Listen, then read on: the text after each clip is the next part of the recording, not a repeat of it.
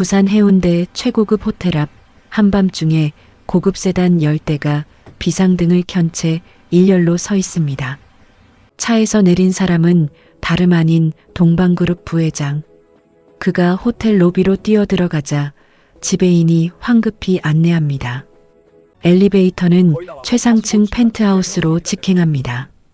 문이 열리고 부회장이 들어선 곳에는 남루한 추리닝 차림의 고등학생 4명이 커다란 소파에 움츠리고 앉아 있었습니다. 부회장은 그 아이들 앞에 무릎을 꿇더니 목 놓아 울기 시작합니다. 미안하다. 작은아버지가 너무 늦게 와서 미안하다. 도대체 무슨 일이 있었던 걸까요? 왜 재벌 그룹의 부회장이 한밤중에 고등학생들 앞에서 무릎을 꿇고 있는 걸까요? 그리고 아이들 손에 들린 검은색 카드에는 어떤 비밀이 숨겨져 있는 걸까요? 2024년 1월 중순, 대구는 매서운 한파에 휩싸여 있었습니다.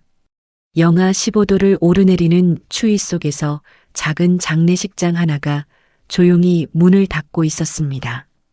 고인의 이름은 박태준. 49세의 나이로 급성 심근경색으로 세상을 떠난 가장이었습니다. 장례식장 한쪽에는 교복을 입은 남학생 4명이 나란히 앉아 있었습니다. 맞이는 고등학교 3학년 박민재, 18세. 둘째는 고등학교 2학년 박민준, 17세. 셋째는 중학교 3학년 박민수, 16세. 막내는 중학교 1학년 박민호, 14세. 네 형제는 아직 아버지의 죽음이 실감나지 않는 듯 멍하니 영정 사진만 바라보고 있었습니다. 장례식장을 찾는 조문객은 손에 꼽을 정도였습니다. 아버지가 얼마나 조용히 살아왔는지 알 수 있는 대목이었지요. 직장 동료 서너 명, 동네 슈퍼 아주머니, 그리고 학교 담임 선생님 한 분이 전부였습니다. 친척이라고는 단 한 명도 보이지 않았습니다. 민재는 그게 이상했습니다. 분명 아버지에게 동생이 있다고 들었는데 왜 작은아버지는 오지 않은 걸까요? 하지만 지금은 그런 걸 따질 여유가 없었습니다. 장례 비용도 앞으로 어떻게 살아야 할지도 막막하기만 했으니까요. 사흘간의 장례가 끝나고 형제들은 아버지의 유골함을 안고 집으로 돌아왔습니다. 작은 빌라의 현관문을 열자마자 거실 소파에 앉아있던 계모 최은희가 고개를 들었습니다. 그녀는 눈물 한 방울 없는 무표정한 얼굴로 아이들을 훑어보더니 차갑게 입을 열었습니다. 장례 끝났으면 됐고 나 할 말 있으니까 다 앉아. 민재는 불길한 예감에 동생들을 뒤로 감싸며 조심스럽게 물었습니다. 무슨 말씀이세요? 최은희가 손톱을 뜯으며 시큰둥하게 내뱉었습니다. 보험금 나왔거든. 근데 이건 내 거야. 나도 너네 아빠 몇 년이나 뒷바라지 했으니까 받을 자격 있지. 민재의 얼굴이 하얗게 질렸습니다. 둘째 민준이가 참다 못해 벌떡 일어났습니다. 그게 무슨 소리예요? 그 돈은 아빠가 우리 남기려고. 최은희가 민준이를 싸늘하게 노려보았습니다. 웃기지 마. 수익자가 누군지 알아? 나야 나. 법적으로 내 돈이라고. 너네 아빠가 재혼할 때 수익자 변경했거든. 아이들은 숨조차 제대로 쉴 수 없었습니다. 아버지를 잃은 슬픔도 채가시지 않았는데 이제는 집에서까지 쫓겨날 처지였습니다. 민재가 떨리는 목소리로 입을 열었습니다. 그럼 저희는요? 저희는 어떡하라고요? 최은희가 귀찮다는 듯 한숨을 쉬더니 자리에서 일어나 안방으로 들어갔습니다. 잠시 후 그녀가 들고 나온 건 검은 비닐봉지 4개였습니다. 봉지 안에는 아이들의 옷가지가 대충 구겨져 들어가 있었습니다. 너네 짐 여기 다 챙겨놨으니까 들고 나가. 너네 아빠 핏줄은 너네끼리 알아서 살아. 민재의 눈에 눈물이 차올랐지만 꾹 참았습니다.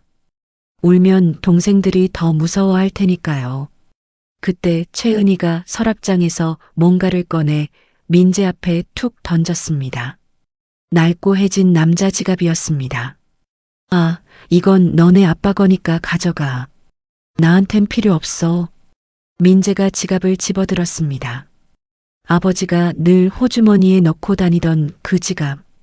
가죽은 벗겨지고 모서리는 닳아 있었지만 아버지 손때가 묻어있는 유일한 유품이었습니다. 민재는 지갑을 가슴에 꼭 안았습니다. 나가. 지금 당장. 최은희가 현관문을 벌컥 열어젖혔습니다. 문틈으로 칼바람이 밀려 들어왔습니다. 바깥은 한방눈이 내리고 있었습니다. 민재는 이를 악물고 동생들을 일으켜 세웠습니다. 애들아, 가자. 막내 민호의 손을 잡고 민수와 민준이를 이끌고 현관을 나서는 민재의 뒷모습. 18세 고등학생의 어깨가 작게 떨리고 있었지만 그는 끝까지 뒤돌아보지 않았습니다. 철커덕. 그들의 뒤로 문이 닫히는 소리가 마치 세상이 등을 돌리는 소리처럼 차갑게 울려 퍼졌습니다. 이야기는 15년 전으로 거슬러 올라갑니다. 서울 용산구에 위치한 동방그룹 회장 저택. 그 집에는 두 형제가 살고 있었지요. 형 박태현은 35세, 동생 박태준은 34세였습니다. 형은 아버지의 뜻대로 경영학을 전공하고 MBA를 마친 후 그룹의 핵심 계열사 부사장으로 승승장구하고 있었습니다. 아버지는 형에게 차기 회장 자리를 물려줄 준비를 착착 진행하고 있었지요. 동생 태주는 달랐습니다. 그는 자유로운 영혼이었습니다. 대학에서 사회학을 전공했고 졸업 후에는 NGO 단체에서 일하며 소외된 이웃을 돕는 일에 헌신했지요. 아버지 박동일 회장은 늘 그게 못마땅했습니다. 재벌가 자식이 그게 무슨 짓이냐? 당장 그만두고 회사 들어와. 하지만 태주는 고개를 저었습니다. 아버지, 저는 제가 하고 싶은 일을 하며 살고 싶어요. 형제의 관계는 좋았습니다. 형은 동생의 선택을 존중했고 동생은 형이 짊어진 무거운 짐을 이해했지요. 어느 가을날이었습니다. 태준이 집으로 돌아와 아버지와 형 앞에 무릎을 꿇었습니다. 아버지, 형, 제가 드릴 말씀이 있습니다. 박동일 회장이 신문을 내려놓으며 물었지요. 무슨 일이냐? 저 결혼하고 싶습니다. 아버지의 얼굴이 환해졌습니다. 오, 그래. 드디어 정신 차렸구나. 누군데? 어느 집 따님이냐? 최은이라고 합니다. 제가 NGO에서 만난. 뭐? NGO? 아버지의 얼굴이 순식간에 굳어졌습니다. 집안은? 재산은? 평범한 가정입니다. 아버지가 작은 구멍가게를 하시고 박동일 회장이 탁자를 쾅 내리쳤습니다. 안 돼. 절대 안 돼. 아버지, 저는 은희를 진심으로 사랑합니다. 사랑? 그따위 것 가지고 살 수 있나? 너는 재벌가 자식이야. 격에 맞는 집안과 혼인해야 해. 태준이 고개를 들었습니다. 눈빛이 단호했지요. 저는 돈보다 사랑을 택하겠습니다. 뭐? 은희 없이는 못 삽니다. 아버지가 허락 안 하시면 저 집 나가겠습니다. 박동일 회장의 얼굴이 불그락푸르락 했습니다. 좋아. 나가라. 나가되 한 푼도 안 줄 테니 거지꼴로 살아봐라. 형 태연이 급히 끼어들었습니다. 아버지, 진정하세요. 태준아, 너도 다시 생각해봐. 형, 결심했어요. 저 행복하게 살게요. 태준은 그날 밤 짐을 쌌습니다. 옷가방 하나와 책 몇 권이 전부였지요. 형 태연은 동생 방문 앞에서 한참을 서성이다 문을 두드렸습니다. 태준아, 들어가도 되니? 형, 들어와요. 태연이 들어서자 태준은 짐을 정리하고 있었습니다. 정말 가는 거냐? 네, 형. 어디 갈 데는 있어? 대구에 친구가 있어요. 거기서 시작해 보려고요. 태연은 주머니에서 통장 하나를 꺼냈습니다. 이거라도 가져가. 형이 모아둔 거야. 형, 됐어요. 전 괜찮아요. 바보야, 결혼하려면 돈이 필요하잖아. 집도 얻어야 하고. 태주는 고개를 저었습니다. 형한테 짐이 되고 싶지 않아요. 전 제 힘으로 살아볼게요. 태연의 눈시울이 붉어졌습니다. 태준아, 형, 저 잘 살게요. 걱정 마세요. 연락은 하고 살아라. 제발. 네, 형. 하지만 그것은 거짓말이었습니다. 태주는 동생으로서 형에게 짐이 되고 싶지 않았지요. 아버지와 척을 진 자신과 연락하면 형의 입지가 좁아질 것이 뻔했습니다. 다음 날 새벽 태주는 집을 나섰습니다. 현관 앞에서 형이 기다리고 있었습니다. 형? 태연은 말없이 동생을 끌어안았습니다. 잘 살아라. 행복하게. 형도요. 그게 형제의 마지막 대화였습니다. 태주는 그 길로 대구로 내려갔고 흔적을 완전히 감췄습니다. 휴대폰 번호도 바꿨고 주소도 남기지 않았지요. 태연은 동생을 찾으려 했지만 태준이 워낙 철저하게 숨어버려 찾을 수가 없었습니다. 6개월 후 박동일 회장이 심장마비로 급작스럽게 세상을 떠났습니다. 태연은 동방그룹 부회장 자리에 올랐지요. 형식상 회장은 어머니가 맡았지만 실질적인 경영은 태연의 몫이었습니다. 태연은 동생에게 연락하고 싶었습니다. 아버지가 돌아가셨으니 이제는 돌아와도 된다고 함께 회사를 이끌자고 말하고 싶었지요. 하지만 연락할 방법이 없었습니다. 태연은 사설탐정까지 고용했지만 동생의 행방은 묘연했습니다. 그렇게 2년이 흘렀습니다. 어느 날 비서실장이 조심스럽게 회의실로 들어왔습니다. 부회장님, 밖에 손님이 오셨는데요. 누군데 그래? 약속 없는데. 동생분이시라고 합니다. 박태준 씨라고 하시는데. 태연의 심장이 멈추는 것 같았습니다. 뭐라고? 벌떡 일어나 복도로 달려나갔습니다. 로비 끝에 낡은 점퍼를 입은 남자가 서 있었지요. 2년 만에 보는 동생이었습니다. 얼굴은 까맣게 탔고 손은 굳은 살로 거칠어져 있었습니다. 그래도 그 눈빛만은 여전했지요. 태준아. 태연이 동생에게 달려가 끌어안았습니다. 형? 이 자식아, 2년 동안 어디서 뭐 한 거야? 연락 한 번 없이. 미안해요, 형. 태연은 동생을 회의실로 데려갔습니다.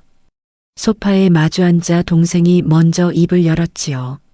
형, 저 돈 좀 빌리러 왔어요. 태연의 가슴이 철렁했습니다. 2년 만에 찾아온 동생이 돈을 빌리러 왔다니. 무슨 일인데? 은희가 아이 낳다가 몸이 많이 안 좋아져서요. 수술이 필요한데 돈이 없어서. 얼마나 필요한데?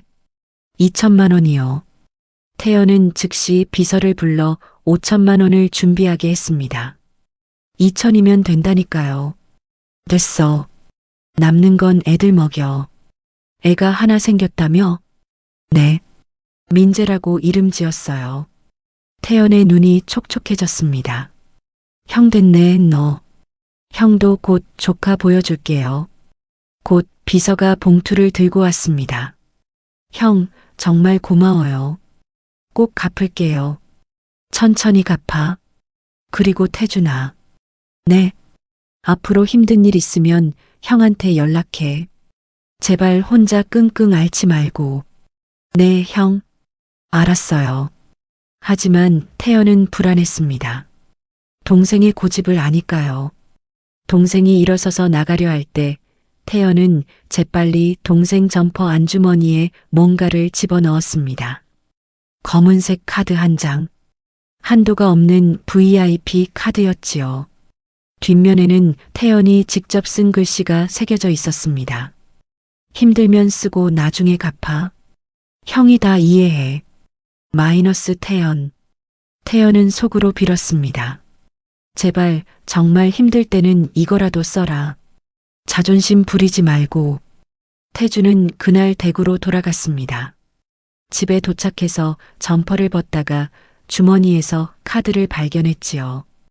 카드를 뒤집어 보니 형의 글씨가 적혀 있었습니다. 태준의 눈에 눈물이 고였습니다. 형? 하지만 태준은 그 카드를 쓰지 않기로 결심했습니다.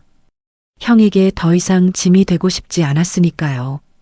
태준은 카드를 지갑 깊숙한 곳에 넣어두었습니다. 부적처럼 간직하기로 했지요. 형, 미안해. 나 이거 안 쓸 거야. 꼭 성공해서 떳떳하게 다시 찾아갈게. 그 카드는 그렇게 15년간 지갑 속에서 잠들어 있었습니다. 아내 은희는 수술 후에도 몸이 약해져 첫째 민재를 낳고 2년 후 세상을 떠났습니다. 태주는 그 이후 재혼을 했지만 두 번째 아내도 건강이 좋지 않았습니다. 그래도 태주는 묵묵히 아이 넷을 키우며 악착같이 일했지요. 낮에는 공장에서, 밤에는 대리운전을 하며 하루에 서너 시간밖에 자지 못했습니다. 그리고 무리한 노동 끝에 태주는 결국 쓰러지고 말았습니다. 카드를 단 한 번도 쓰지 못한 채로, 형에게 연락 한 번 하지 못한 채로, 눈보라가 휘몰아치는 대구 시내. 내 형제는 터미널을 향해 걸었습니다. 막내 민호가 형의 옷자락을 잡아당겼습니다. 형, 우리 어디가? 민재는 대답할 수가 없었습니다. 자신도 몰랐으니까요. 일단 따뜻한 곳으로 가자. 터미널에 도착한 건 밤 9시가 넘어서였습니다. 대합실에는 사람들이 북적였지만 아무도 남루한 차림의 내 형제에게 관심을 주지 않았지요. 민재는 동생들을 구석 벤치에 앉혔습니다. 여기서 오늘 밤 자자. 형, 배고파. 민수가 배를 움켜쥐었습니다. 점심도 제대로 못 먹었는데 저녁은 아예 거른 상태였지요. 민재는 주머니를 뒤졌습니다. 1,000원짜리 지폐 2장과 동전 몇 개. 전부 합쳐도 3,000원이 채 안 됐습니다. 조금만 참아. 형이 내일 뭐라도 방법 찾을게. 민준이가 형 옆에 바짝 붙어 앉았습니다. 형, 우리 어떡해? 진짜로 어떡하지? 민재는 대답 대신 동생 어깨를 꼭 안아주었습니다. 사실 민재도 막막했습니다. 18세 고3이 동생 셋을 데리고 어떻게 살아가야 할까요? 학교는? 대학 입시는? 먹고 자는 것은? 머릿속이 하얗게 비었습니다. 그렇게 첫날 밤이 지나갔습니다. 터미널 벤치에서 웅크리고 잔 네 형제. 추위에 떨며 서로를 끌어안고 버텼지요. 다음 날 아침 민재는 동생들보다 먼저 일어났습니다. 화장실에 가서 세면대 물로 얼굴을 씻었습니다. 거울 속 자신의 얼굴이 낯설었지요. 겨우 18세인데 벌써 이렇게 늙어 보일까? 민재는 주머니에 3,000원을 꺼냈습니다. 편의점으로 가서 삼각김밥 2개를 샀습니다. 2,000원. 그걸 들고 돌아와 동생들을 깨웠습니다. 애들아, 일어나. 밥 먹자. 삼각김밥 2개를 넷이서 나눠 먹었습니다. 한 입, 2입. 씹는 게 아까워서 천천히 삼켰지요. 막내 민호가 김밥을 다 먹고 물었습니다. 형, 이제 어디가? 민재는 잠시 생각했습니다. 여기 대구에 있으면 계모한테 발각될지도 모릅니다. 아동복지센터에 신고라도 들어가면 형제가 뿔뿔이 흩어질 게 뻔했지요. 서울로 가자. 서울? 응. 아빠가 원래 서울 사람이었잖아. 거기 가면 뭔가 방법이 있을지도 몰라. 사실은 뾰족한 수가 없었습니다. 다만 이 작은 도시를 벗어나고 싶었지요. 남은 1,000원으로는 서울까지 갈 수 없었습니다. 민재는 결심했습니다. 너희 여기서 기다려. 형이 돈 좀 구해올게. 형, 어디가? 금방 올게. 움직이지 말고 여기 있어. 민재는 터미널 밖으로 나갔습니다. 주변을 돌아다니며 일자리를 찾았습니다. 하루만이라도 일해서 교통비를 벌어야 했지요. 식당, 편의점, 주유소를 돌아다녔지만 어디서도 고등학생을 하루만 쓰겠다는 곳은 없었습니다. 학생, 여기 장기로 일할 사람 찾는 거야. 하루만 하고 말 거면 안 돼. 민재는 2시간을 헤매다 터미널로 돌아왔습니다. 빈손이었습니다. 동생들이 실망한 표정으로 형을 바라보았지요. 형, 못 구했어? 응. 미안해. 그때 민준이가 주머니에서 뭔가를 꺼냈습니다. 1,000원짜리 지폐 한 장. 형, 나 이거 있어. 용돈으로 받아둔 거. 민수도 동전 몇 개를 꺼냈습니다. 나도 이거. 4명의 돈을 다 합치니 4,000원이 됐습니다. 민재는 코끝이 찡해졌습니다.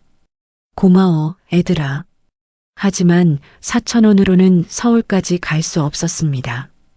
민재는 고민 끝에 결정했습니다. 우리 걸어가자. 걸어서? 서울까지? 아니, 고속도로 휴게소까지만. 거기서 트럭 기사님들한테 부탁해보자. 혹시 서울 가시는 분 계시면 얻어 타는 거야. 위험한 방법이었지만 다른 수가 없었습니다.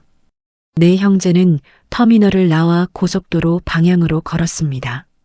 1시간을 걸어 휴게소에 도착했지요. 주차장에는 화물차들이 줄지어 서 있었습니다. 민재는 용기를 내서 한 트럭 기사에게 다가갔습니다. 저기요, 아저씨. 혹시 서울 가세요? 응? 왜? 저희 좀 태워주실 수 있을까요? 저희 서울 가야 하는데 돈이 없어서. 트럭 기사가 네 형제를 위아래로 훑어봤습니다. 학생들이 왜 이 시간에 서울을 가? 부모님은? 그게 말문이 막혔습니다. 뭐라고 설명해야 할지 몰랐지요. 안 돼. 미성년자 태웠다가 괜한 오해받으면 곤란해. 다른 분한테 물어봐. 민재는 다른 기사들한테도 물어봤지만 모두 거절당했습니다. 해가 지고 있었습니다. 네 형제는 휴게소 벤치에 앉아 하염없이 지나가는 차들을 바라보았습니다. 민호가 형 무릎에 머리를 기댔습니다. 형, 나 피곤해. 조금만 참아. 누나가 차 태워줄 사람 찾으면. 그때였습니다. 한 중년 남자가 네 형제 앞에 섰습니다. 너희들 서울 간다며?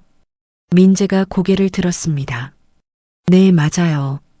내가 서울 가는데 태워줄 수는 있어. 근데 조건이 있어. 무슨 조건이요? 남자가 시익 웃었습니다. 그 웃음이 왠지 불편했지요. 휴게소 화장실 청소 좀 도와줘. 1시간만. 그럼 태워줄게. 민재는 망설였습니다. 뭔가 수상했지요. 하지만 다른 방법이 없었습니다. 알겠습니다. 할게요. 좋아. 그럼 따라와. 남자가 휴게소 뒤편으로 향했습니다. 민재는 동생들에게 말했지요. 너희는 여기 있어. 형이 다녀올게. 형, 나도 갈게. 민준이가 따라 나섰습니다. 아니야, 너는 동생들 지켜. 형 혼자 보내기 무서워. 결국 민재와 민준이 함께 남자를 따라갔습니다. 휴게소 뒤편은 어두웠습니다. 남자가 창고 문을 열었지요. 여기 청소하면 돼. 민재와 민준이가 안을 들여다보는 순간 남자가 뒤에서 문을 확 닫아버렸습니다. 쿵! 자물쇠 채우는 소리가 들렸습니다. 뭐 하는 거예요? 민재가 문을 두드렸지만 남자는 대답이 없었습니다. 민준이가 떨리는 목소리로 말했지요. 형, 우리 갇혔어? 민재는 휴대폰을 꺼냈습니다. 다행히 불이 들어왔지요. 불빛으로 주변을 비춰보니 낡은 청소 도구들만 가득했습니다. 침착해. 일단 나갈 방법을 찾자. 30분을 헤맸지만 창문도 없고 문도 굳게 잠겨 있었습니다. 민재는 다시 문을 두드렸습니다. 저희 좀 내보내주세요. 제발요. 1시간이 지났습니다. 밖에서 휴게소 직원 목소리가 들렸지요. 여기 무슨 소리 나는데? 여기요. 저희 갇혔어요. 문이 열렸습니다. 직원이 놀란 표정으로 두 형제를 바라보았습니다. 너희 누구야? 왜 여기 있어? 민재가 사정을 설명했습니다. 직원은 혀를 찼습니다. 또 그 사기꾼이구나. 요새 그런 나쁜 놈들이 많아. 애들 속여서 가둬놓고 돈 뜯어내려는 거야. 저희 동생들이. 민재가 급히 휴게소 앞으로 달려갔습니다. 다행히 민수와 민호는 벤치에 그대로 있었습니다. 형? 민수가 울면서 달려왔습니다. 형, 무서웠어. 안 오는 줄 알았어. 미안해. 형이 잘못 판단했어. 그날 밤, 네 형제는 휴게소 벤치에서 또 하룻밤을 보냈습니다. 다음 날 아침, 민재는 결심했습니다. 걷자. 그냥 걷자. 고속도로 옆 도로를 따라 서울까지 걸어가기로 했지요. 사흘을 걸었습니다. 중간중간 친절한 트럭 기사님들이 조금씩 태워주기도 했습니다. 배고프면 편의점에서 가장 싼 빵을 사서 넷이 나눠 먹었지요. 마침내 서울에 도착했습니다. 하지만 서울은 낯설고 차가웠습니다. 민재는 아버지가 서울 어디 출신인지도 몰랐습니다. 그저 막연하게 서울이라고만 들었지요. 네 형제는 서울역 대합실을 전전했습니다. 나흘째 되던 날 남은 돈이 바닥났습니다. 민재는 지갑을 다시 한번 뒤졌습니다. 아버지의 낡은 지갑. 그 안에는 아무것도 없었지요. 아니, 잠깐.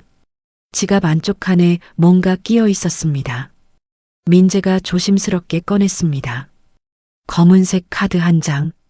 카드 앞면에는 금색 글씨로 VIP라고 적혀 있었고 뒷면을 뒤집어 보니 손글씨가 있었지요. 힘들면 쓰고 나중에 갚아. 형이 다 이해해. 마이너스 태연. 민재의 심장이 두근거렸습니다. 형? 아버지한테 형이 있었나? 그리고 이 카드는 대체 뭘까? 민재는 한참을 그 카드를 들여다보았습니다. 민재는 검은 카드를 이리저리 살펴보았습니다. 태연이라는 이름. 아버지의 형인 것 같았지요. 하지만 아버지는 생전에 형 이야기를 단 한 번도 하지 않았습니다. 왜 그랬을까요? 민준이가 형 어깨 너머로 카드를 들여다보았습니다. 형, 그게 뭐야? 카드인 것 같은데. 아빠 지갑에서 나왔어. 혹시 쓸 수 있는 거 아니야? 민재는 고개를 저었습니다. 설마, 이게 몇 년 된 건데. 분명 정지됐을 거야. 그래도 한번 해봐. 뭐 잃을 것도 없잖아. 민재는 망설였습니다. 아버지가 평생 쓰지 않은 카드에는 이유가 있을 것이라 생각했지요. 하지만 동생들의 굶주린 얼굴을 보니 마음이 흔들렸습니다.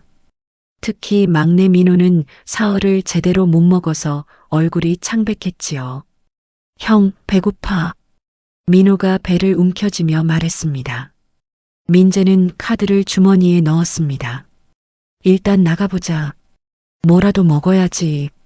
네 형제는 서울역을 나와 거리를 걸었습니다. 한밤중이었지만 명동 거리는 여전히 사람들로 북적였지요. 음식점마다 불이 환하게 켜져 있었고 맛있는 냄새가 사방에서 풍겨왔습니다. 떡볶이, 튀김, 순대, 어묵. 민수가 어느 포장마차 앞에서 발걸음을 멈췄습니다. 빨갛게 끓고 있는 떡볶이가 보였지요. 형? 보지 마. 가자. 민재가 동생 손을 잡아 끌었습니다. 하지만 민재 자신도 배가 고파 견딜 수 없었지요. 사흘을 거의 굶다시피 했으니까요. 그때 막내 민호가 갑자기 비틀거렸습니다. 형? 민재가 얼른 동생을 붙잡았습니다. 민호야, 괜찮아? 민호의 이마가 뜨겁게 달아올라 있었습니다. 열이 나고 있었지요. 형, 어지러워. 민재의 얼굴이 새하얗게 질렸습니다. 이대로 가다간 민호가 쓰러질 것 같았습니다. 민재는 주변을 둘러보았습니다. 24시간 편의점이 보였지요. 저기 가자. 일단 앉아있자. 편의점에 들어가자 따뜻한 바람이 얼굴을 감싸주었습니다. 민재는 민호를 의자에 앉혔습니다. 조금만 참아. 형이 뭐라도. 민재의 손이 주머니로 향했습니다. 검은 카드가 손끝에 닿았지요. 안 될 거야. 분명 정지된 카드일 거야. 하지만 만약에 된다면? 민재는 깊은 숨을 들이쉬었습니다. 잠깐 기다려. 형이 뭐 좀 사올게. 민재는 편의점 냉장고로 갔습니다. 삼각김밥, 샌드위치, 바나나 우유, 음료수를 집었지요. 계산대로 가서 물건을 내려놓았습니다. 12,000원입니다. 민재는 떨리는 손으로 카드를 꺼냈습니다. 검은색 바탕에 금색 글씨 VIP. 편의점 알바생이 카드를 받아들더니 고개를 갸웃거렸습니다. 이게 무슨 카드예요? 그냥 아버지 카드예요. 알바생이 카드를 단말기에 꽂았습니다. 삐삐삐. 기계가 작동하는 소리. 민재의 심장이 미친 듯이 뛰었습니다. 1초, 2초, 3초. 제발. 띠리링. 승인 완료. 민재의 눈이 휘둥그레졌습니다. 됐다. 정말로 됐다. 승인됐습니다. 영수증 드릴까요? 네, 감사합니다. 민재는 물건을 들고 동생들에게 돌아갔습니다. 애들아, 먹어. 삼각김밥을 뜯어 민호 입에 넣어 주었습니다. 민호가 허겁지겁 먹기 시작했지요. 민수와 민준이도 음식을 나눠 먹었습니다. 민재는 그제야 안도의 한숨을 내쉬었습니다. 하지만 동시에 불안감이 밀려왔습니다. 이 카드는 대체 뭘까? 왜 15년 동안 정지되지 않은 걸까? 그리고 이걸 계속 써도 되는 걸까? 그날 밤, 내 형제는 편의점에서 하룻밤을 보냈습니다. 의자에서 졸다가 눈을 뜨기를 반복했지요. 다음 날 아침, 민재는 결심했습니다. 일단 머물 곳을 찾아야 한다고. 내 형제는 찜질방을 찾았습니다. 입장료는 1인당 10,000원. 4명이면 40,000원이었지요. 민재는 떨리는 손으로 다시 카드를 내밀었습니다. 4명이요. 카운터 직원이 카드를 받아 계산했습니다. 띠리링. 승인 완료. 40,000원 결제됐습니다. 안으로 들어가세요. 찜질방 안은 따뜻했습니다. 며칠 만에 제대로 씻고 따뜻한 곳에서 잘 수 있었지요. 민호의 열도 조금 내렸습니다. 저녁에는 찜질방 식당에서 밥을 먹었습니다. 계란찜, 김치찌개, 라면. 내 형제는 며칠 만에 배불리 먹었습니다. 그렇게 3일이 지났습니다. 민재는 계속 카드를 사용했습니다. 식사비, 숙박비, 옷까지. 카드는 한 번도 막히지 않았지요. 하지만 민재는 점점 불안해졌습니다. 이 돈을 쓰는 게 맞는 걸까? 아버지는 왜 이 카드를 평생 쓰지 않았을까? 어느 날 저녁 민재는 찜질방 로비에서 카드 뒷면의 글씨를 다시 읽었습니다. 힘들면 쓰고 나중에 갚아. 형이 다 이해해. 민재는 결심했습니다. 큰아버지를 찾아야겠다고. 민재는 스마트폰으로 박태연을 검색했습니다. 수많은 결과가 나왔지만 그중 하나가 눈에 들어왔지요. 동방그룹 박태연 부회장. 민재의 눈이 커졌습니다. 동방그룹. 대한민국 10대 재벌 중 하나였지요. 프로필 사진을 클릭했습니다. 화면에 나타난 얼굴을 보는 순간 민재는 숨을 멈췄습니다. 아버지였습니다. 아니, 아버지와 똑같이 생긴 남자였지요. 쌍둥이처럼 닮았습니다. 이게 큰아버지? 민재는 기사를 더 읽어 내려갔습니다. 동방그룹 부회장 박태연, 고 박동일 회장의 장남, 현재 그룹 실질적 경영자. 그리고 또 다른 기사가 눈에 띄었습니다. 박태연 부회장, 15년째 행방불명된 동생 찾기 지속. 사설 탐정까지 고용 기사는 3년 전 것이었습니다. 내용을 읽어보니 박태현 부회장이 15년 전 집을 나간 동생을 계속 찾고 있다는 내용이었지요. 민재의 눈에 눈물이 고였습니다. 큰아버지는 아버지를 찾고 있었던 겁니다. 15년 동안 포기하지 않고. 그런데 아버지는 왜 연락하지 않았을까? 왜 큰아버지가 준 카드를 쓰지 않았을까? 민재는 동생들을 불렀습니다. 애들아, 내일 우리 큰아버지 만나러 가자. 큰아버지? 응. 아빠한테 형이 있었어. 그분이 우릴 도와줄 수 있을 것 같아. 민준이가 조심스럽게 물었습니다. 형, 근데 그분이 우릴 받아줄까? 아빠가 15년 동안 연락 안 했잖아. 민재도 확신할 수 없었습니다. 하지만 더 이상 다른 방법이 없었지요. 일단 만나보자. 아빠가 남긴 카드를 계속 쓸 수는 없어. 제대로 인사드려야지. 다음 날 오후 민재는 동생들을 데리고 동방그룹 본사로 향했습니다. 강남의 높은 빌딩, 60층짜리 유리 건물이 햇빛을 받아 반짝이고 있었습니다. 민재는 긴장한 얼굴로 로비에 들어섰습니다. 경비가 다가왔습니다. 무슨 일이시죠? 저 박태현 부회장님을 만나러 왔습니다. 약속 있으세요? 아니요, 하지만 민재는 가방에서 아버지 지갑을 꺼냈습니다. 그리고 검은 카드를 보여주었지요. 이거 부회장님이 저희 아버지한테 주신 카드예요. 저희는 박태준의 아들들입니다. 경비의 얼굴이 굳어졌습니다. 박태준, 부회장님이 15년째 찾고 있던 그 이름. 잠시만 기다리세요. 경비가 급히 어딘가로 전화를 걸었습니다. 5분 후 정장을 입은 비서가 엘리베이터에서 내려왔습니다. 학생들이 박태준 씨의 자녀분들이라고요? 네, 맞습니다. 비서는 네 형제의 얼굴을 하나하나 살펴보았습니다. 특히 민재의 얼굴에서 시선이 멈췄지요. 따라오세요. 엘리베이터가 최상층으로 올라갔습니다. 60층. 문이 열리자 넓은 복도가 나타났습니다. 대리석 바닥이 거울처럼 반짝였지요. 비서가 앞장서서 걸었습니다. 이쪽입니다. 커다란 문 앞에 멈춰 섰습니다. 부회장실이라는 금색 명패가 붙어 있었지요. 비서가 노크를 했습니다. 부회장님, 손님들 모셨습니다. 들어오세요. 낮고 차분한 목소리가 들렸습니다. 문이 열렸습니다. 넓은 회장실. 한쪽 벽면은 통창으로 되어 있어 서울 전경이 한눈에 들어왔습니다. 창가에 한 남자가 서 있었지요.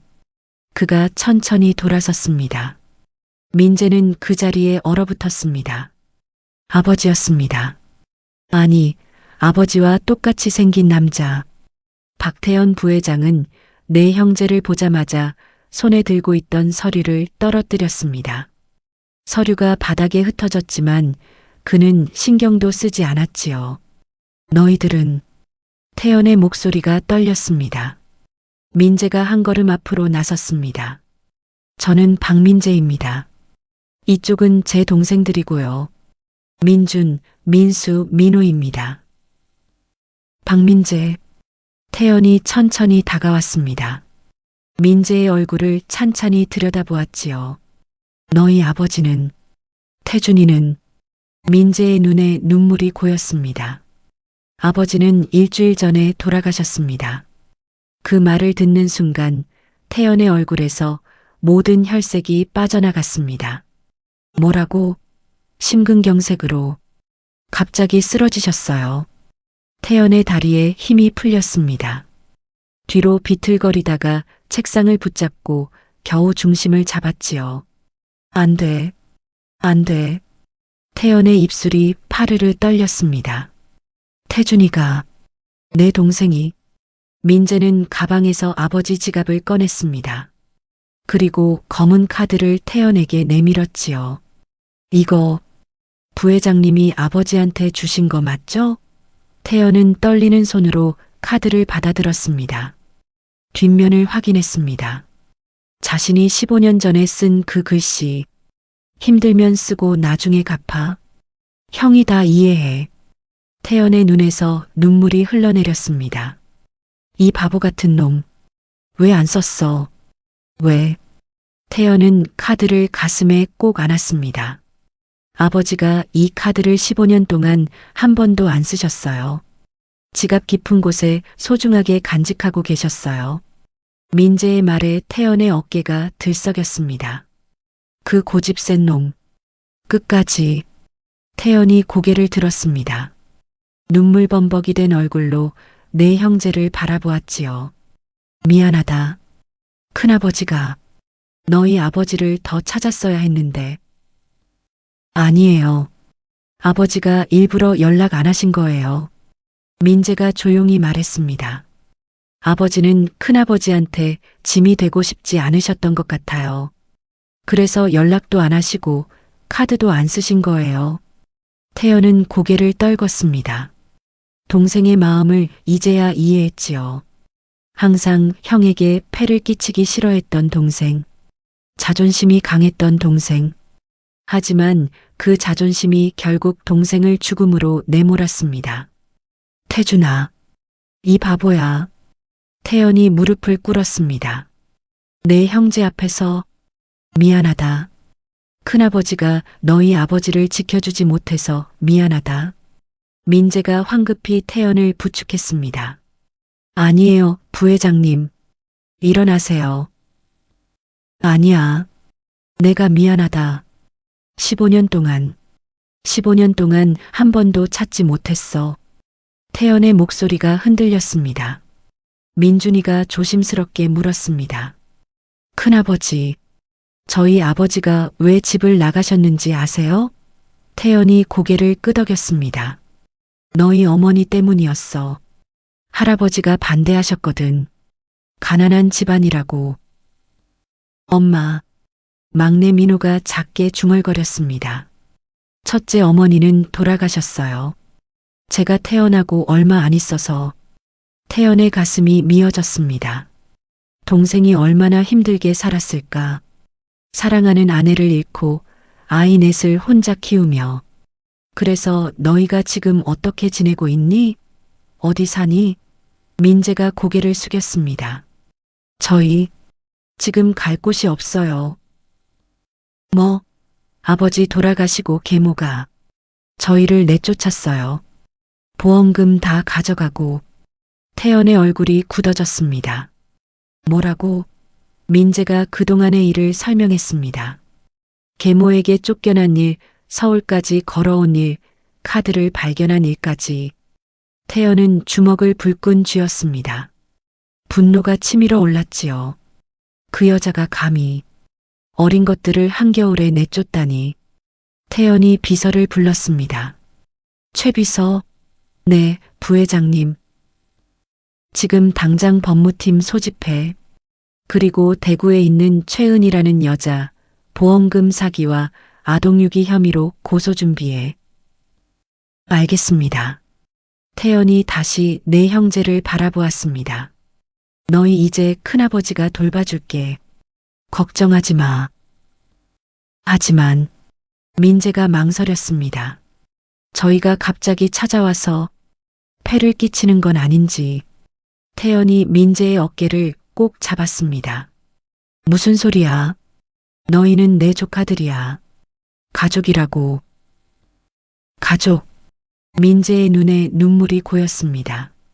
며칠 동안 혼자서 모든 걸 버텨야 했던 18세. 이제 더 이상 혼자가 아니라는 사실에 힘이 풀렸지요. 태연이 내 형제를 끌어안았습니다. 이제 괜찮아. 큰아버지가 다 지켜줄게. 민수와 민호도 울음을 터뜨렸습니다. 며칠간 참았던 눈물이 한꺼번에 쏟아졌지요. 태연의 셔츠가 아이들의 눈물로 젖어들었습니다.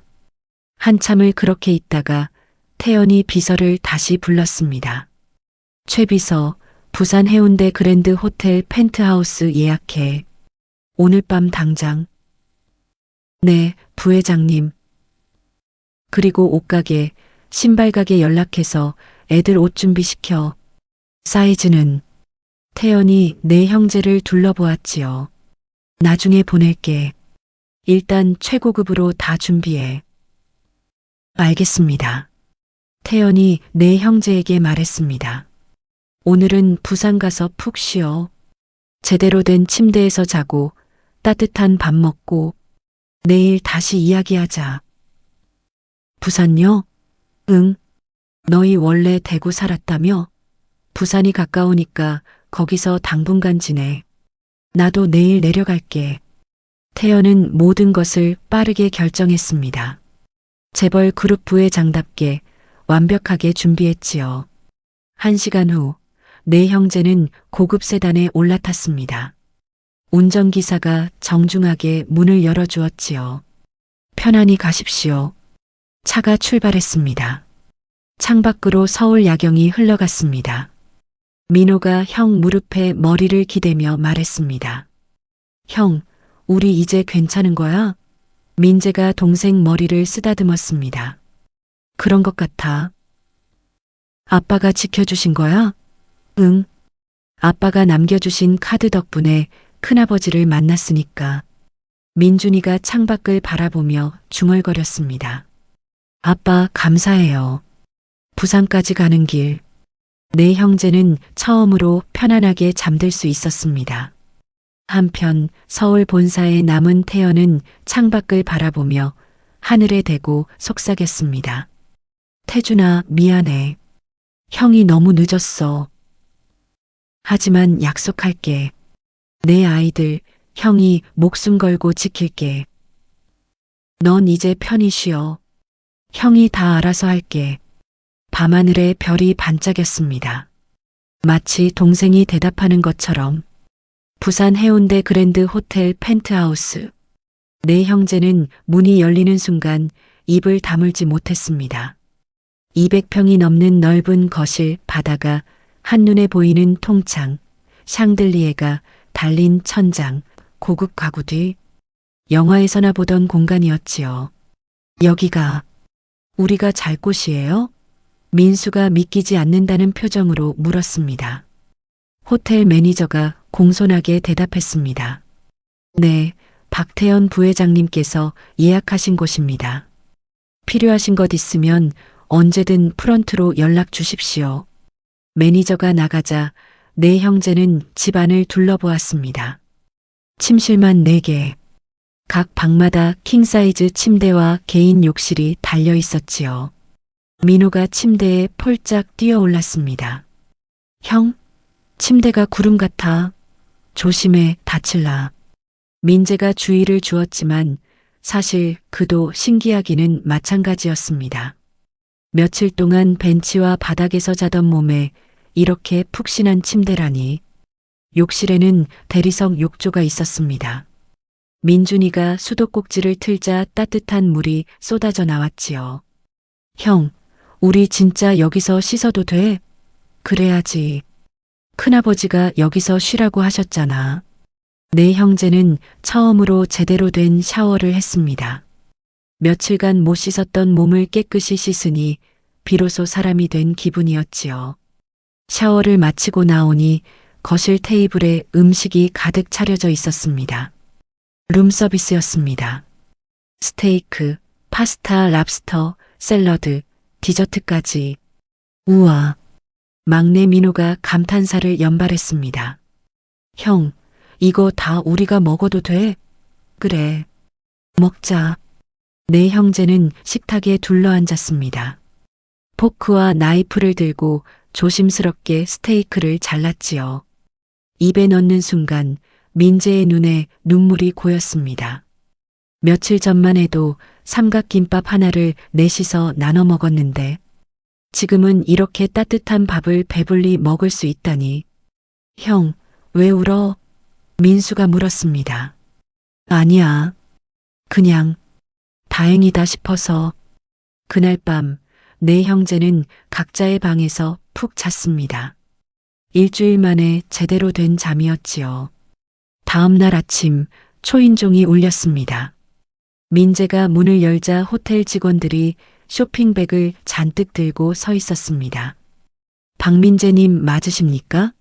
네, 맞는데요. 박태현 부회장님께서 보내신 옷들입니다. 쇼핑백이 거실에 쌓였습니다. 유명 브랜드 로고가 박힌 가방들.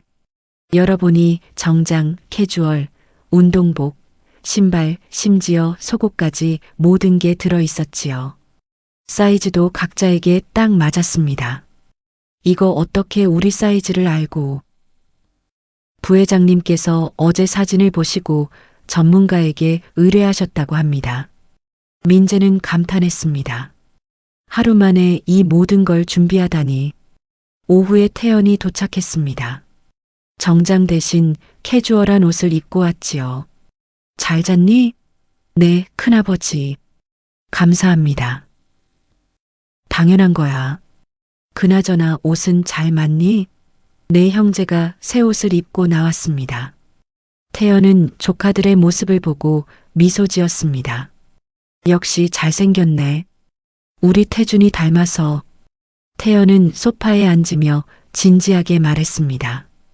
애들아, 이제부터 진지하게 이야기해보자. 앞으로 어떻게 살 건지. 내 형제가 긴장한 표정으로 앉았습니다. 일단 학교 문제. 너희 전학 가야겠지? 네. 서울로 올 거니 아니면 부산에 있을 거니? 민재가 동생들을 돌아보았습니다. 저희 부산이 좋을 것 같아요. 대구랑 가까워서 익숙하기도 하고. 그래. 그럼 부산에서 제일 좋은 학교로 알아볼게.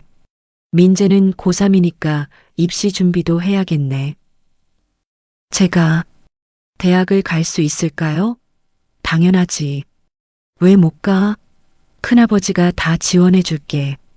학원도 다니고 과외도 받고. 민재의 눈이 촉촉해졌습니다. 일주일 전만 해도 대학은 꿈도 꾸지 못했는데. 그리고 살 곳. 부산에 우리 회사 소유 아파트가 있어. 해운대 센텀시티에 있는 50평짜리. 거기서 살면 어떨까? 50평이요? 응. 방도 4개 있고 바다도 보이고 너희가 편하게 살 수 있을 거야. 민준이가 조심스럽게 물었습니다. 큰아버지, 저희가 이렇게 많이 받아도 되는 건가요? 태연이 민준이 머리를 쓰다듬었습니다. 너희는 내 조카들이야. 가족한테 해주는 게 뭐가 많아? 하지만 아버지가 15년 동안 연락도 안 하셨는데. 그건 내 아버지 잘못이 아니야. 아버지 자존심 때문이었지. 너희는 아무 잘못 없어. 태연이 내 형제를 바라보았습니다. 사실은 큰아버지가 미안해. 15년 동안 너희 아버지를 못 찾아서. 만약 내가 더 열심히 찾았다면 너희 아버지가 그렇게 고생하지 않았을 텐데. 아니에요, 큰아버지. 민재가 고개를 저었습니다. 아버지는 행복하셨어요. 힘들었지만 저희랑 함께 있는 게 행복하다고 늘 말씀하셨어요. 태연의 눈에 눈물이 고였습니다. 그래, 태준이가 그랬겠지. 그 녀석 성격에. 잠시 침묵이 흘렀습니다. 태연이 다시 입을 열었습니다. 그리고 또 하나.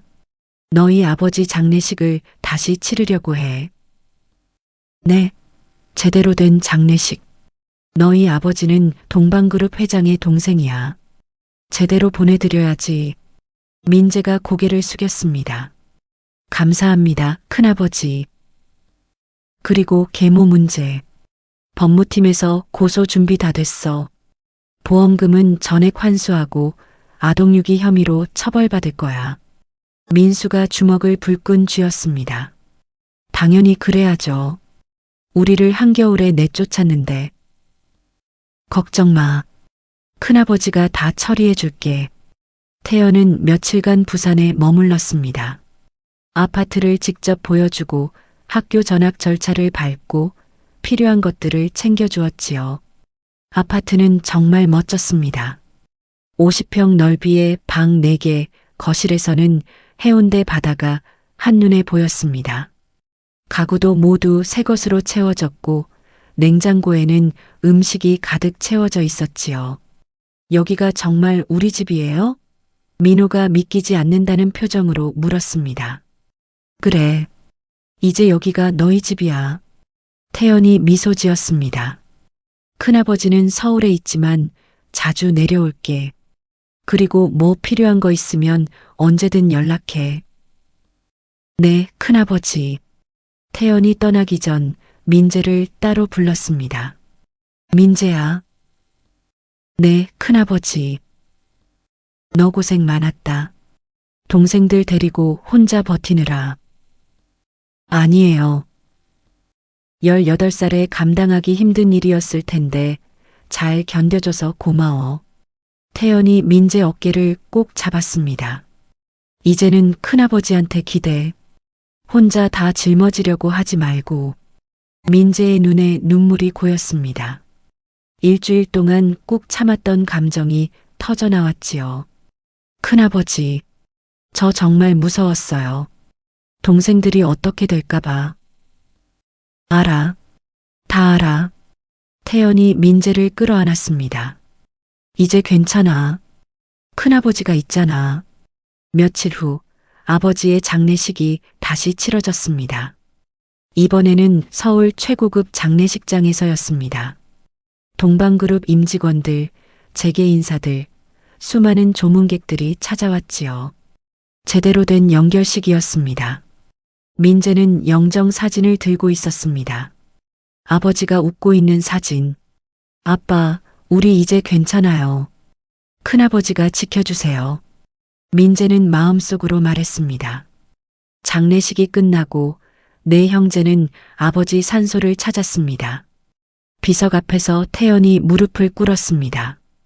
태준아, 형이 왔다. 너무 늦게 와서 미안해. 내 아이들, 형이 잘 키울게. 걱정하지 마. 넌 이제 편히 쉬어. 모든 짐은 형이 다 짊어질게. 태연의 눈에서 눈물이 흘러내렸습니다. 내 형제도 함께 울었습니다. 그렇게 아버지를 제대로 보냈습니다. 3개월이 흘렀습니다. 내 형제의 삶은 완전히 바뀌어 있었습니다. 민재는 부산 최고의 입시학원에 다니며 대학 준비를 하고 있었고, 민준이와 민수는 해운대 명문 고등학교와 중학교에 전학을 갔습니다. 막내 민호도 새 학교에 잘 적응했지요. 주말이면 태연이 부산으로 내려왔습니다. 조카들과 함께 밥을 먹고 영화를 보고 이야기를 나누었지요. 어느 토요일 저녁이었습니다. 태연이 내 형제를 데리고 해운대 해변을 산책했습니다. 바다 위로 해가 지고 있었지요. 민재야, 대학은 어디로 가고 싶니? 저 경영학 공부하고 싶어요. 경영학? 네. 큰아버지처럼 회사 경영하는 걸 배우고 싶어요. 태연이 미소 지었습니다. 그래. 그럼 나중에 큰아버지 회사 물려받을 거야? 아니요. 민재가 고개를 저었습니다. 저는 제 회사를 만들고 싶어요. 아버지가 하시던 일처럼 어려운 사람들을 돕는 사회적 기업을요. 태연의 눈이 촉촉해졌습니다. 내 아버지 닮았네. 그 녀석도 돈보다 사람이 중요하다고 했거든. 큰아버지, 아버지는 어떤 분이셨어요? 저희한테는 항상 좋은 아빠였는데 형제로서는 어떤 사람이었나요? 태연이 바다를 바라보며 천천히 입을 열었습니다. 내 아버지는 세상에서 제일 착한 사람이었어. 어릴 때부터 그랬어. 동네에 아픈 강아지가 있으면 데려와서 치료해주고 친구가 힘들면 자기 용돈 다 줘버리고 할아버지는 그런 내 아버지가 답답하셨지. 재벌가 자식이 너무 순하다고 민준이가 물었습니다. 그래서 아버지가 집을 나가신 거예요? 그것도 있지만 가장 큰 이유는 사랑 때문이었어. 태연이 말을 이었습니다. 내 아버지는 대학교 때 봉사활동을 가서 너희 어머니를 만났어. 첫눈에 반했대. 할아버지는 반대하셨어. 가난한 집안이라고. 재벌가와 어울리지 않는다고. 하지만 내 아버지는 포기하지 않았어.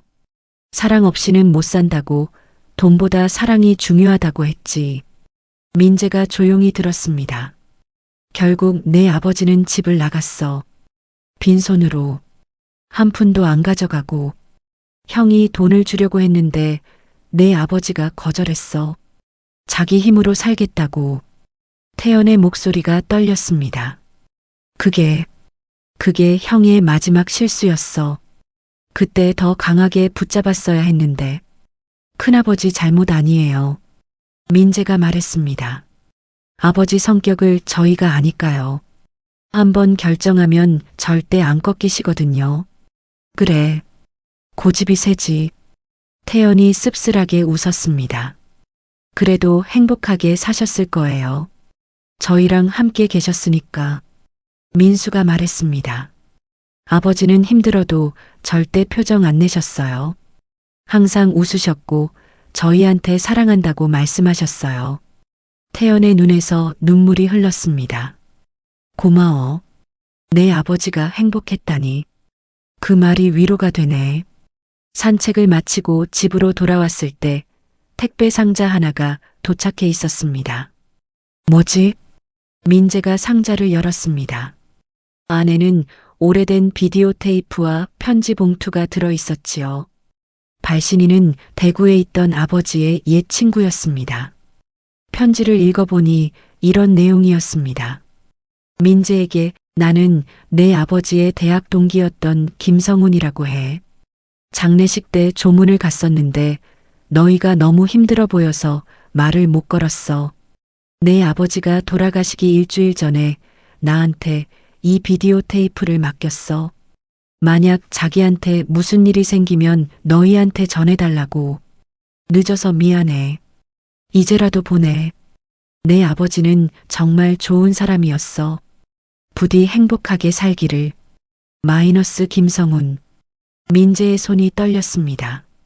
형, 이게 뭐야? 민준이가 물었습니다. 아버지가 남기신 영상인 것 같아. 태연이 급히 말했습니다. 내가 비디오 플레이어 구해올게. 잠깐만 기다려. 1시간 후 태연이 오래된 비디오 플레이어를 들고 왔습니다. 내 형제와 태연은 거실에 모여 앉았습니다. 민재가 떨리는 손으로 테이프를 넣었습니다. 화면이 깜빡이더니 아버지의 얼굴이 나타났습니다. 내 형제는 숨을 멈췄습니다. 3개월 만에 보는 아버지의 모습. 화면 속 아버지는 야윈 얼굴로 카메라를 보고 있었습니다. 민재, 민준, 민수, 민호. 그리고 형? 아버지의 목소리가 흘러나왔습니다. 이 영상을 보고 있다면 아마 나한테 무슨 일이 생긴 거겠지. 미안하다, 애들아. 아빠가 너희를 제대로 돌보지 못해서. 민호가 울음을 터뜨렸습니다. 아빠, 민재야, 넌 이제 형이야. 동생들 잘 돌봐줘. 너라면 할 수 있어. 민준아, 넌 착하지만 고집이 세. 가끔은 다른 사람 말도 들어줘. 민수야, 넌 감수성이 풍부해. 그게 내 장점이야. 예술가가 되면 좋겠구나. 민호야, 막내. 넌 아직 어린데. 아빠가 더 함께 못 있어서 정말 미안해. 아버지의 눈에 눈물이 고여 있었습니다. 그리고 형? 태연이 화면을 뚫어지게 바라보았습니다. 태연이 형, 미안해. 15년 동안 연락 못해서. 형이 준 카드 한 번도 못 썼어. 미안해. 고집 부려서. 하지만 그 카드는 항상 지갑에 넣고 다녔어. 형 마음이 담긴 거니까. 형, 부탁이 있어. 만약 내가 없으면 내 아이들 좀 돌봐줘. 형한테 짐이 되는 거 알아. 하지만 다른 방법이 없어. 제발 형, 내 아이들만은 지켜줘. 태연의 눈에서 눈물이 쏟아졌습니다. 민재, 민준, 민수, 민호. 아빠는 너희를 정말 사랑해. 세상에서 제일 사랑해. 비록 가난했지만 너희와 함께한 시간은 아빠 인생에서 가장 행복한 시간이었어. 앞으로 힘든 일이 있을 거야. 하지만 너희는 강한 아이들이야. 서로 의지하고 사랑하면서 살아. 그리고 기억해. 아빠는 항상 너희 곁에 있어. 하늘에서 지켜보고 있을게. 사랑한다, 내 아들들. 정말 사랑한다. 화면이 꺼졌습니다. 거실에는 울음소리만 가득했습니다. 네 형제는 서로를 끌어안고 울었습니다. 태연도 함께 울었습니다. 한참을 그렇게 있다가 민재가 눈물을 닦으며 말했습니다. 큰아버지, 응? 아버지 말씀대로 저희 서로 의지하면서 살게요. 그래. 그리고 큰아버지한테도 의지할게요. 이제 저희 가족이니까. 태연이 네 형제를 끌어안았습니다. 그래. 우리 가족이야. 형, 고마워. 내 아이들 잘 키울게. 약속해. 태연은 하늘을 올려다보며 속삭였습니다. 그날 밤 민재는 아버지의 낡은 지갑을 꺼냈습니다. 검은 카드를 꺼내 들여다보았지요. 뒷면의 글씨. 힘들면 쓰고 나중에 갚아. 형이 다 이해해. 민재는 카드를 가슴에 꼭 안았습니다. 아빠, 이 카드가 우리를 살렸어요. 아빠가 쓰지 않고 남겨주신 덕분에 우리가 큰아버지를 만났어요. 아빠의 사랑이, 그리고 큰아버지의 사랑이 우리를 지켜주고 있어요. 걱정 마세요, 아빠. 우리 잘 살게요. 행복하게 살게요. 민재는 카드를 다시 지갑에 넣었습니다. 아버지처럼 평생 간직하기로 했습니다. 부적처럼, 사랑의 증표로. 2025년 봄, 부산 해운대 센텀시티 아파트 거실에는 따뜻한 햇살이 가득 들어왔습니다. 민재는 대학 합격증을 손에 들고 있었습니다. 서울대학교 경영학과. 형, 진짜 붙었어? 응, 붙었어. 우와, 축하해, 형. 민수와 민호가 환호성을 질렀습니다. 민준이도 웃으며 형을 껴안았지요. 형, 대단해. 1년 만에 서울대까지. 큰아버지가 좋은 선생님들 붙여주셔서 가능했어. 그때 현관문이 열리고 태연이 들어왔습니다. 무슨 좋은 일 있어? 이렇게 시끄러워? 큰아버지, 형이 서울대 붙었어요. 태연의 얼굴이 환하게 밝아졌습니다. 정말? 민재야, 축하한다. 태연이 민재를 끌어안았지요. 내 아버지가 정말 자랑스러워 하셨을 거야. 감사합니다, 큰아버지. 큰아버지 도움이 없었으면 불가능했어요. 아니야. 내가 열심히 한 거지. 저녁 식사 자리였습니다. 태연이 준비해온 케이크에 촛불을 켰지요. 민재 대학 합격 축하. 5사람이 함께 촛불을 끄고 박수를 쳤습니다. 케이크를 나눠 먹으며 민준이가 말했습니다. 큰아버지, 저도 내년에 대학 가면 경영학 공부할래요. 형처럼. 그래, 좋지. 너도 형처럼 열심히 하면 돼. 민수가 끼어들었습니다. 저는 미대 갈 거예요. 그림 그리는 게 제일 좋아요. 그래, 내 꿈을 따라가렴. 큰아버지가 다 응원해 줄게. 막내 민호가 작게 말했습니다. 저는 아직 잘 모르겠어요. 태연이 민호 머리를 쓰다듬었습니다. 괜찮아. 넌 아직 어리잖아. 천천히 생각해. 식사가 끝나고 태연이 민재를 발코니로 불렀습니다. 밤바다가 반짝이고 있었지요. 민재야. 네, 큰아버지. 1년 동안 정말 고생 많았어. 동생들 돌보면서 공부하느라. 아니에요. 제가 해야 할 일이었어요. 이제 서울 가면 큰아버지 집에서 살 거지? 네, 그러려고요. 괜찮으시죠? 당연하지. 우리 집이 너무 넓어서 외로웠는데 내가 와주면 좋지. 태연이 주머니에서 뭔가를 꺼냈습니다. 검은색 카드였습니다. 민재가 깜짝 놀랐지요. 이거 아버지 카드? 응. 내가 처음 찾아왔을 때 가져온 그 카드. 큰아버지한테 돌려드려야 하는 거 아니에요? 태연이 고개를 저었습니다. 아니야. 이건 이제 내 거야. 네. 내 아버지가 평생 간직했던 카드잖아.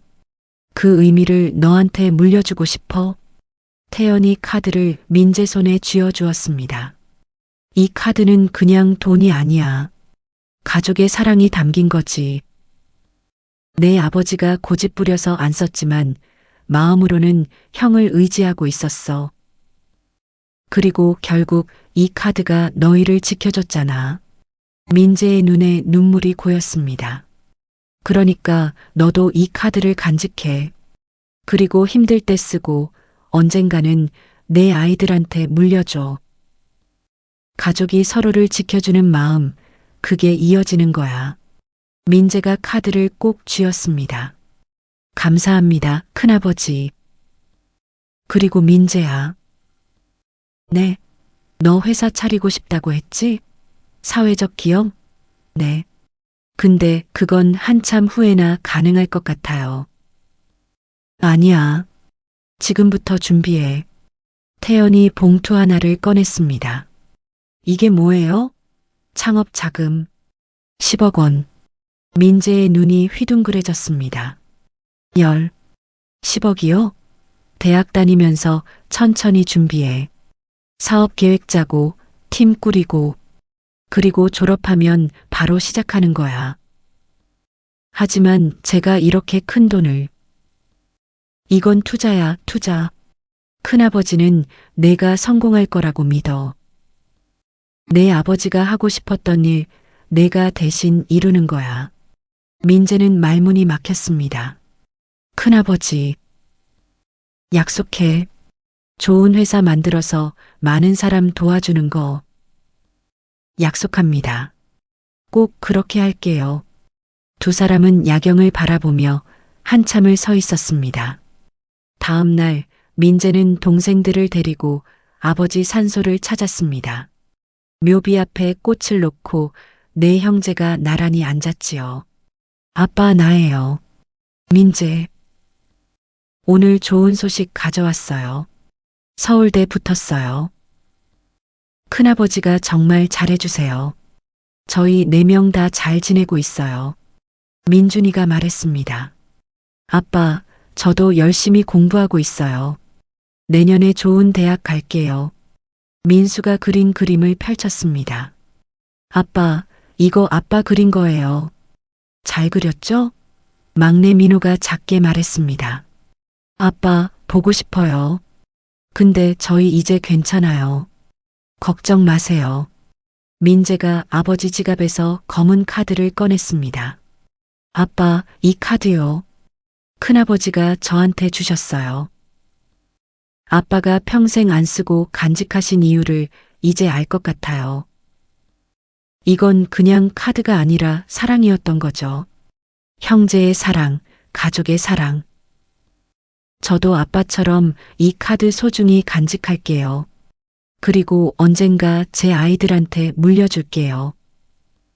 아빠가 우리한테 남겨주신 사랑 계속 이어갈게요. 바람이 불어왔습니다.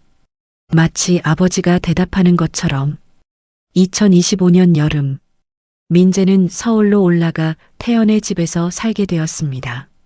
넓은 저택에서 큰아버지 가족과 함께 생활했지요.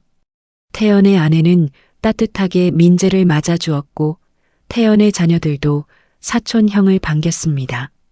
민준, 민수, 민호는 부산에 남아 학교를 다녔습니다. 하지만 외롭지 않았지요. 태연이 매주 부산에 내려왔고 방학이면 민재도 내려왔으니까요. 어느 주말 저녁이었습니다. 태연의 저택에서 모든 가족이 모였습니다. 서울에서 온 민재, 부산에서 올라온 민준, 민수, 민호, 그리고 태연의 가족까지 총 10명이 넘는 사람들이 식탁에 둘러앉았지요. 자, 다 모였네. 건배. 태연이 잔을 들었습니다. 가족의 건강과 행복을 위하여 건배. 모두가 잔을 부딪혔습니다. 식사를 하며 이런저런 이야기를 나누었습니다. 학교 이야기, 친구 이야기, 꿈 이야기. 민재는 식탁을 둘러보았습니다. 1년 전만 해도 상상할 수 없던 풍경이었지요. 따뜻한 집, 맛있는 음식, 그리고 사랑하는 가족들. 민재의 눈에 눈물이 고였습니다. 태연이 민재를 보더니 조용히 물었습니다. 괜찮니? 네, 큰아버지. 그냥 행복해서요. 태연이 미소 지었습니다. 내 아버지가 하늘에서 보고 있을 거야. 행복하게 웃으면서. 네, 저도 그렇게 믿어요. 식사가 끝나고 민재는 아버지의 낡은 지갑을 꺼냈습니다. 검은 카드를 꺼내 들여다보았지요. 뒷면에 손글씨.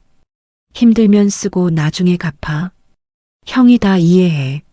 마이너스. 태연. 민재는 카드를 가슴에 꼭 안았습니다. 아빠, 저희 정말 행복해요. 아빠가 남겨주신 사랑 덕분에요. 이 사랑, 제가 잘 이어갈게요. 평생. 창밖으로 별이 반짝이고 있었습니다. 아버지가 미소 짓는 것 같았습니다. 가족은 결국 가족입니다. 아무리 멀리 떨어져 있어도, 아무리 오랜 시간이 흘러도 진심은 통하고 사랑은 이어지는 법이니까요. 한 장의 검은 카드. 그 안에는 형제의 사랑이, 아버지의 마지막 선물이, 그리고 가족이 서로를 지켜주는 마음이 담겨 있었습니다. 그 사랑은 15년의 세월을 건너 내 아이들을 구했고 흩어졌던 가족을 다시 이어주었습니다. 그리고 그 사랑은 앞으로도 계속될 것입니다. 세대를 거쳐 영원히. 오늘 이야기 어떠셨나요? 죽은 아버지가 남긴 카드 한 장이 내 형제의 운명을 바꿨습니다.